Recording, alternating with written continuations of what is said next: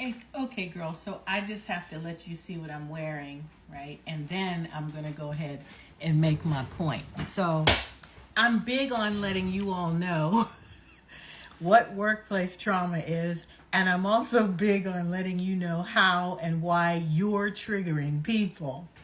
So today's post is going to make you laugh, I think. Years ago, I gave myself the Best Dressed Clinician Award. And I've held it all these years.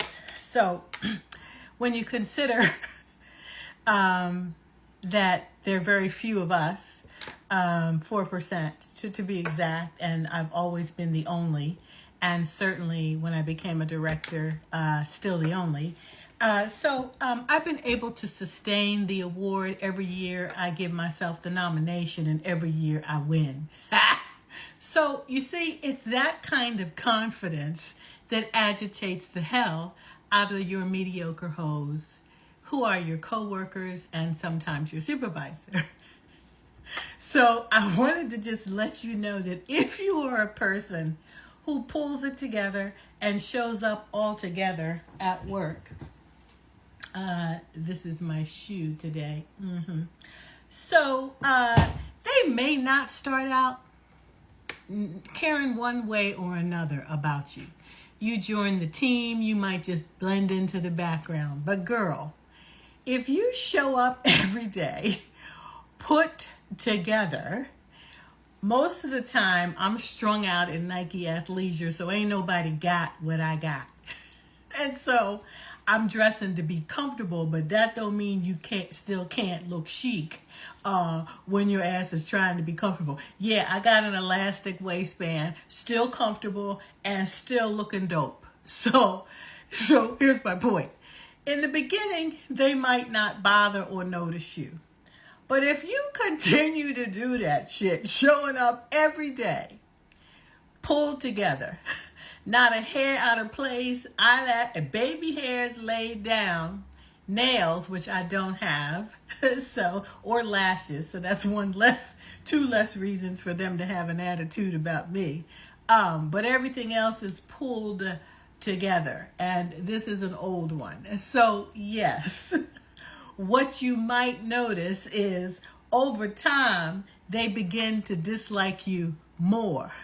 And it's because you keep on showing up every day, winning the Best Dressed Award, the best put together, the most professional looking, the most stylish, got the most swag.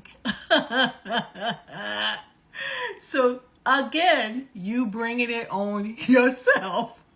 Because in the beginning, they start out not even noticing. But by the time you have gotten on their last damn nerve, it's this. Up and down. While you're talking to them. And my favorite is when the person fixates on something in particular. So they might be looking at a watch or a ring. While I'm talking to them, my eyes are up here and they're fixated on my purse or something else. And in my mind, I'm going, you poor baby. It is so easy to agitate you and to then have you show me the real you, which is a hating asshole. Jealous, envious, all of that. And it actually is called out of them by simply what you're wearing to work every day. And if you want to add a little snafu, what you're driving to. So, and don't be driving something and get an upgrade. Oh, now none of them bitches like your ass. And you the same person, same kind, same grace-filled, same polite, same professional. But now your car's better than their car. Girl, racism shows up in a number of ways in today's workplace. And so all that looking up and down, all of that designed side-eye to get you to sort of notice that they don't like or that they're inspecting, all of that is on purpose. And it's also undercover racism. right? It's like your diversity or your difference is no longer acceptable because they can't afford that too, or they can't do it like that too. So the way you dress is part of differences or diversity. I always trained over the years that your physical appearance should be counted as part of your diversity. So if I don't mind if your ass is coming up in there in some Walmart sale rack, marked down 3 times shit, why should you mind that I pay extra attention to my appearance?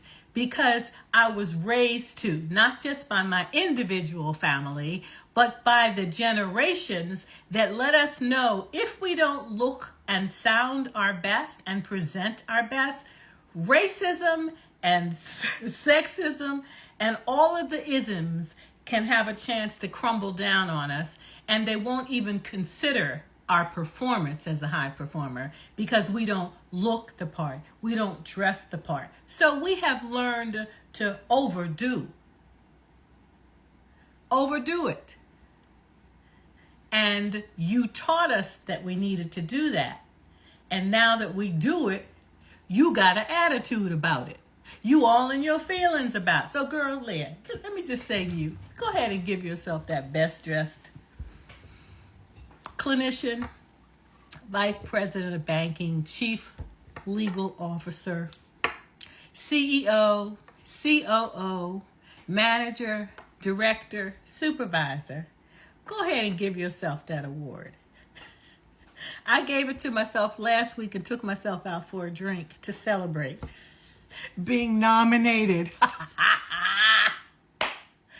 Girl, and by the way, just in case you're not getting that, don't forget Auntie is always talking about disguised protective factors. So this is all about self-care and not letting your appearance, which you take pride in, become something that they can use against you in order to help dismantle your self-esteem.